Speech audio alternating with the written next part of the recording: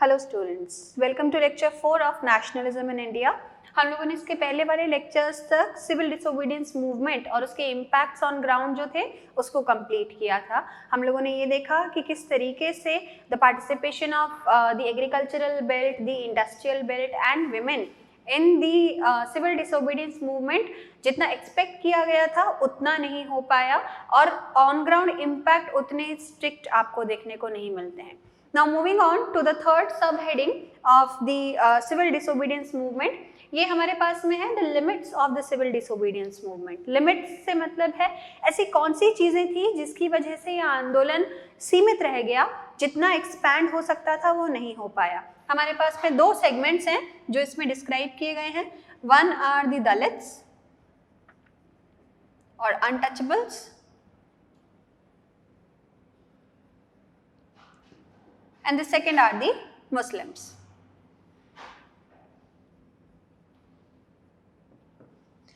Okay, तो starting with the untouchables, हम देखते हैं कि नॉन कोऑपरेशन मूवमेंट हो चाहे किसी भी प्रकार का आंदोलन जो इस टाइम तक स्टार्ट किया गया, इट was observed कि इस टाइम पर जो untouchables थे they were almost left out part of the society in all kinds of movement and Gandhi ji was even observing that कि ये जो है ये हैम्पर करता है किसी भी आंदोलन को, क्योंकि आपका जो मोबिलाइजेशन है, जो मास इसके अंदर पार्टिसिपेट कर रहा है वो कम हो रहा है बिकॉज उनको समाज ने ही निग्लेक्ट कर रखा है। क्योंकि इन्हें अनटचेबल्स का नाम दिया गया था, दलित आइडेंटिफाई किया जाता था, तो most of the people were refraining from even considering them कि ये पार्टिसिपेट करेंगे। पहला प्रॉब्लम।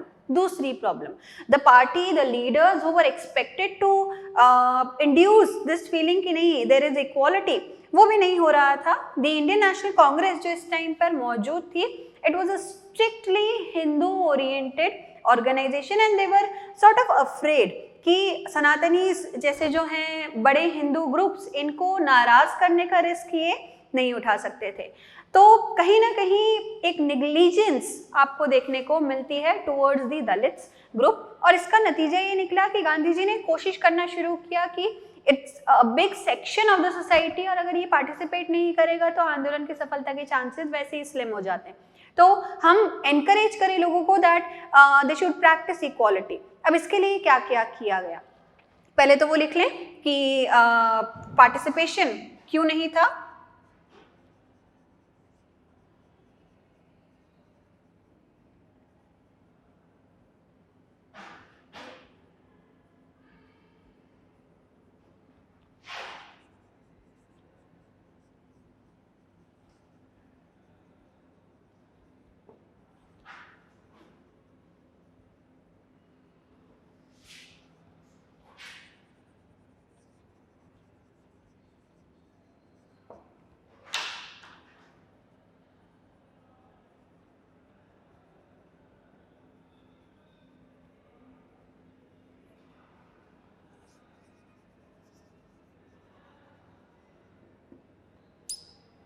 गांधी जी ने इनको एक नया नाम दिया,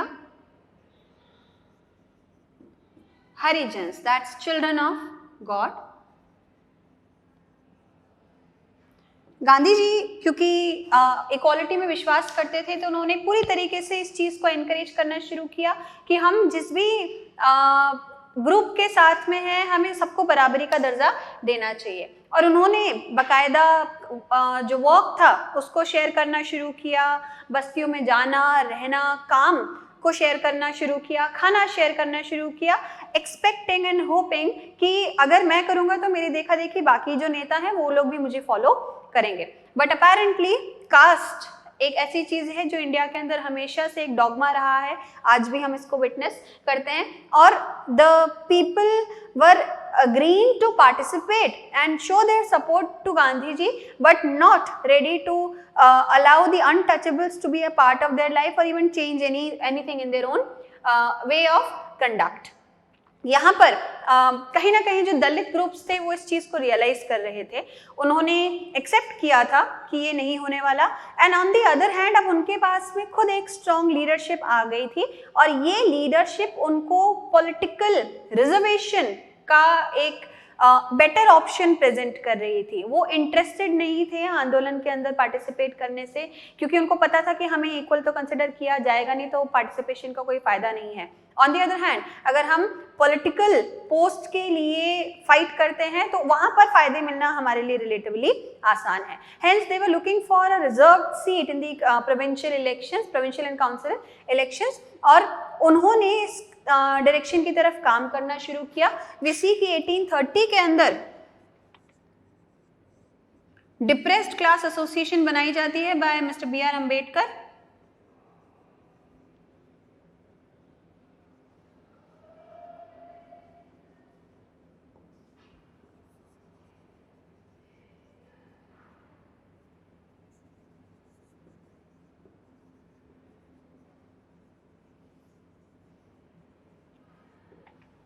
और उन्होंने डिमांड करना शुरू किया सेपरेट इलेक्टोरेट्स का।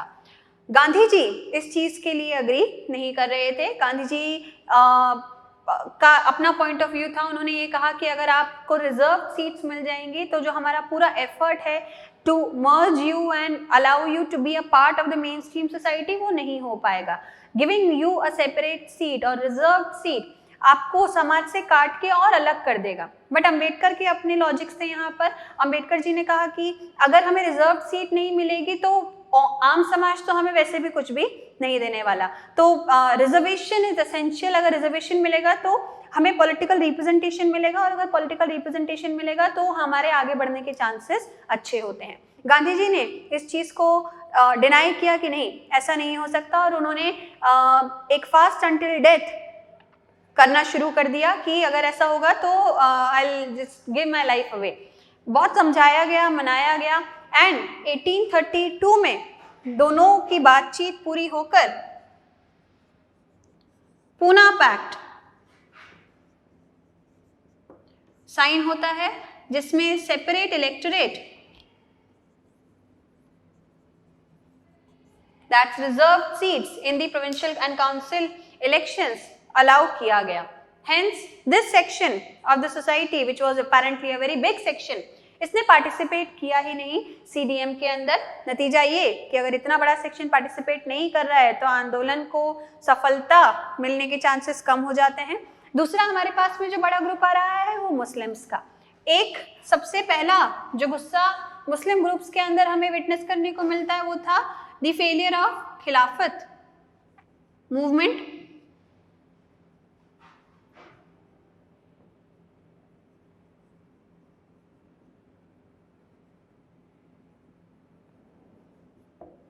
हमको याद होगा कि हम लोगों ने जब नॉन कोऑपरेशन मूवमेंट के बारे में पढ़ा था तो we saw that Gandhi ji asked for help from Mohammad Ali and Shaukat Ali, and because Mohammad Ali और शौकत अली को ये चीज अपने फायदे में भी लगी थी कि सब लोगों का सपोर्ट होगा तो आंदोलन की सफलता के चांसेस बढ़ जाते हैं, तो मोहम्मद अली एंड शौकत अली ने भी यहाँ पर पार्टिसिपेशन दिखाया था आगे होके, और काफी बड़ा एक सपोर्ट था। लेकिन जब गांधी जी ने पूरा आंदोलन इनसे बिना डिस्कशन किए बंद कर दिया तो दे फेल्ट चीटेड कि हम जब आपको सपोर्ट चाहिए था तब आपने हमें कॉल किया, इनवाइट किया, लेकिन अब आप हमें आंदोलन बंद करने से पहले आपने हमसे कोई सलाह नहीं ली, जिसकी वजह से हमारे आंदोलन का जो स्ट्रेंथ था वो ब्रेक हो गया। तो जो नाराजगी थी वो वहां से चलती आ रही थी। एट द सेम टाइम इस टाइम पर मुस्लिम लीग जो एक सेपरेट पार्टी के तौर पर ऑपरेट कर ही रही थी, उनको ये चीज रियलाइज होनी शुरू हुई धीरे धीरे कि अकेले अगर चुनाव लड़ेंगे या फिर एक सेपरेट एंटिटी के तौर पे अगर हम पार्टिसिपेट करेंगे इलेक्शंस में तो जीतने के चांसेस कम है, बिकॉज नो डाउट कांग्रेस सबसे बड़ी पॉलिटिकल पार्टी थी उस टाइम की। तो उन्होंने बातचीत के रास्ते अपने ओपन रखे। यहाँ पर मोहम्मद अली जिन्ना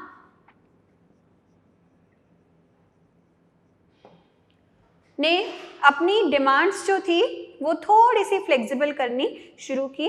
उन्होंने ये कहा कि अगर आप हमें कुछ सीट्स रिजर्व करके देते हैं तो हम आपके साथ में चुनाव लड़ने के लिए तैयार हैं। This discussion was done in 1927 और प्रपोजल आया था, लेकिन ये प्रपोजल डिनाई कर दिया गया under the influence of Hindu Mahasabha.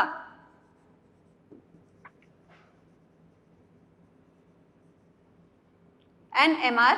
Jayakar.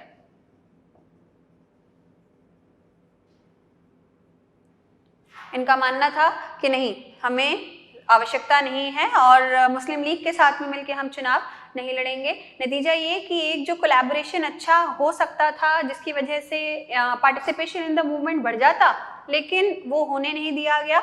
Hence that also reduced the impact of the movement somewhere down the line. तो ये दो ग्रुप्स हमारे पास में आते हैं। एक लास्ट सेक्शन हमारे चैप्टर का आता है, the sense of collective belongingness.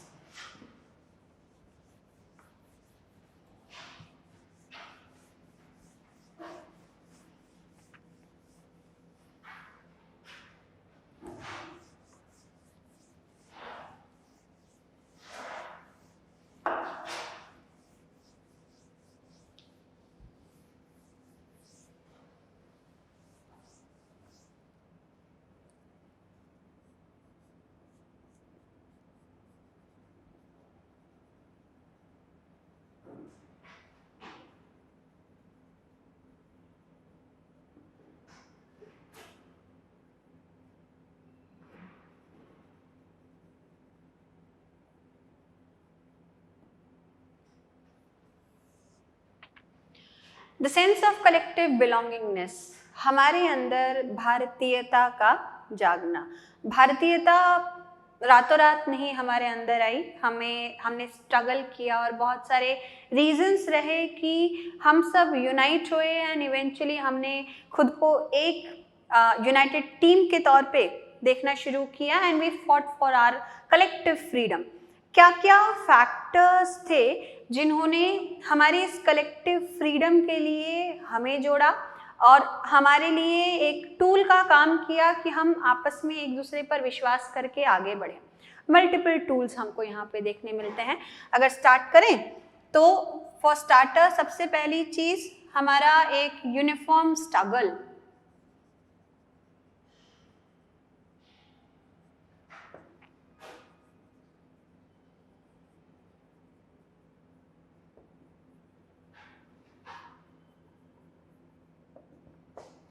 दर्द सबसे जल्दी लोगों को जोड़ने का काम करता है एंड लोग इस चीज़ को रियलाइज करते हैं कि हाँ, अगर आपके पेन मीट कर रहे हैं, आपका और पास वाले का दर्द एक जैसा है, तो आप कलेक्टिवली अपने ऑपरेसर के खिलाफ लड़ने के लिए हाथ मिलाते हो।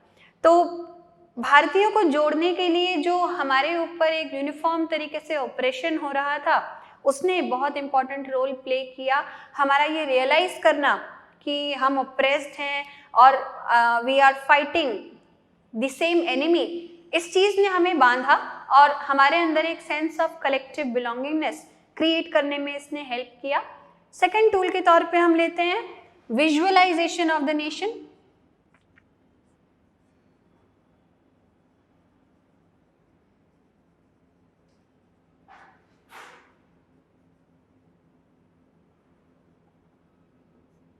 जिसमें हम भारत माता की इमेज लेते हैं,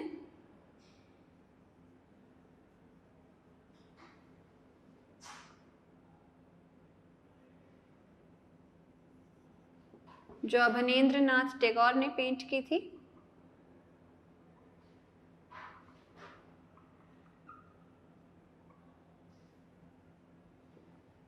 और हम नेशनल एंथम लेते हैं, वंदे मातरम।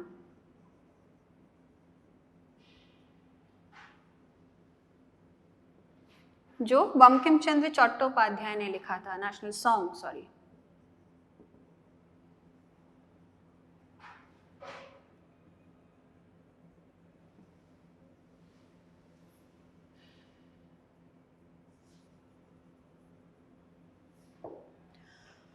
इन्होंने देश को यूनाइट करने का काम किया। अगर हम भारत माता की इमेज जो एनसीईआरटी के अंदर दी गई है, let me show you the image, उतना क्लियर नहीं दिखेगा बट एटलीस्ट आपको आइडिया होगा। एनसीईआरटी के अंदर भारत माता की एक इमेज यहाँ पर दी गई है। This image kind of describes an aesthetic figure. पहली चीज, एक फीमेल फिगराइन का इस्तेमाल किया गया है, एक महिला की इमेज का इस्तेमाल किया गया है। दूसरा, उनका जो अटायर है वो एक साधु संत जैसा दिया गया है, समथिंग वेरी पायस।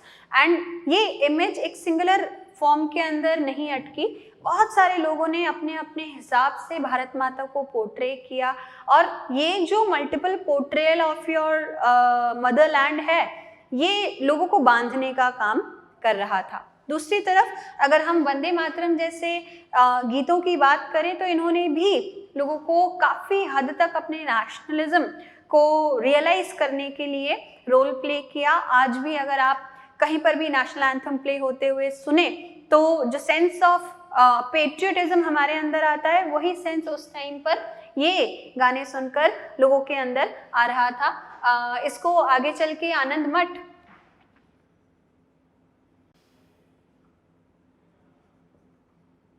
में इंक्लूड किया गया था। ठीक है, सो हमने विजुअलाइज करना शुरू कर दिया, हमने पर्सोनिफाई किया अपने देश को, and we started feeling a relation to our own country. Third इसके अंदर हम ले, that is the use of folklores.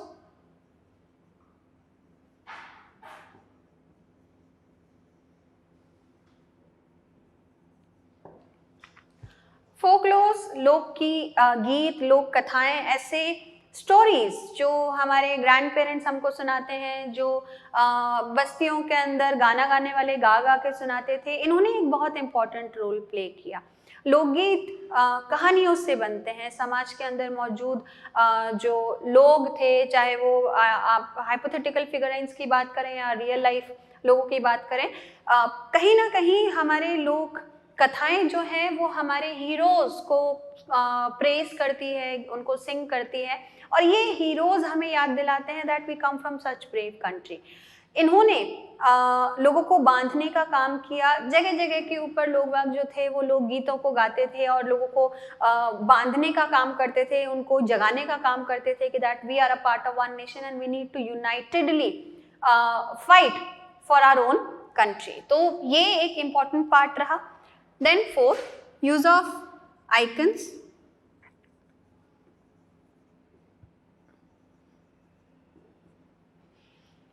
जैसे नेशनल फ्लैग। हम सब जानते हैं कि नेशनल फ्लैग जो है ये ट्राई कलर है, केसरिया, सफ़ेद, हरा, लेकिन आज जो हम हमारे नेशनल फ्लैग को देखते हैं, नेशनल फ्लैग इसी फॉर्म में नहीं बना था, बहुत सारे फॉर्मेट्स के अंदर इसको बनाया गया था। 1921 में गांधी जी ने ट्राई कलर जो था उसको बनाया, green, red, green and white.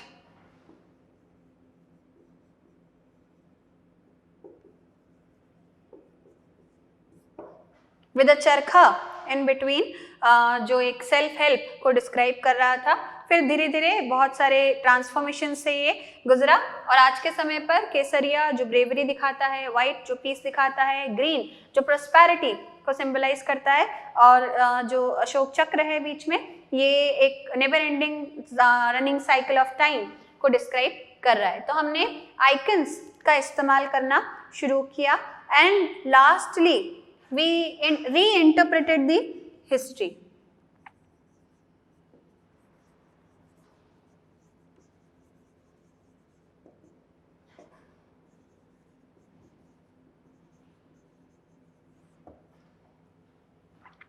History क्यों इम्पॉर्टेंट है? I know history is a subject जिससे सब डरते हैं कि डेट्स हैं और इतनी सारी चीज़ें लर्न करनी पड़ती हैं, बट हिस्ट्री इज समथिंग जो आपको याद दिलाता है अबाउट योर रूट्स। हमने यहाँ पर हिस्ट्री को री इंटरप्रेट करना शुरू किया। क्या ज़रूरत पड़ी हमें हिस्ट्री को री इंटरप्रेट करने की?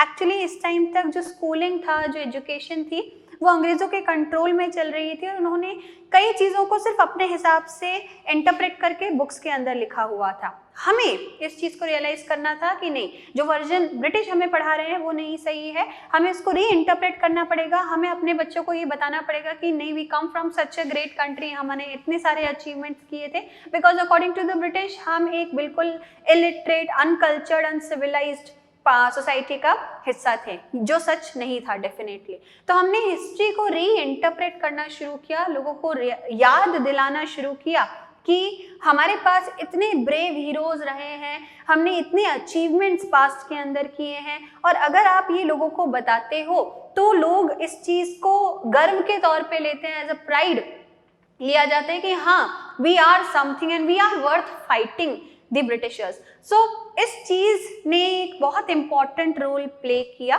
चैप्टर के एंड में, ऑल्दो चैप्टर यहाँ पर फिनिश होता है, बट एक बॉक्स के अंदर क्विट इंडिया मूवमेंट का डिस्क्रिप्शन दिया गया है, जिसके अंदर बताया गया दैट 1942 में गांधी जी ने क्विट इंडिया मूवमेंट जो था उसको लॉन्च किया, एंड इवेंचुअली 1947 के अंदर हमको आज़ादी मिलती है। हम ने इस पूरे चैप्टर के अंदर एज अ बोर्ड क्लास एक in depth interpretation of history देखा कि हम बिकॉज अब 10th क्लास में आ गए हैं, बड़े हैं, तो हमें पता होना चाहिए कि जो चीज़ सिर्फ बुक्स में लिखी है और उसके ऑन ग्राउंड इम्पैक्ट, असल में लोगों के क्या रिएक्शन से किसी चीज़ के लिए, ये क्या क्या रहे हमारे आज़ादी के आंदोलन के दौरान। और ये चीज़ बोर्ड एग्जाम्स के लिए भी आप पूरी तरीके से ध्यान रखिएगा। When you write an answer, always write the answer according to points, according to the proper interpretation of the chapter. So that's all from my side. Thank you so much.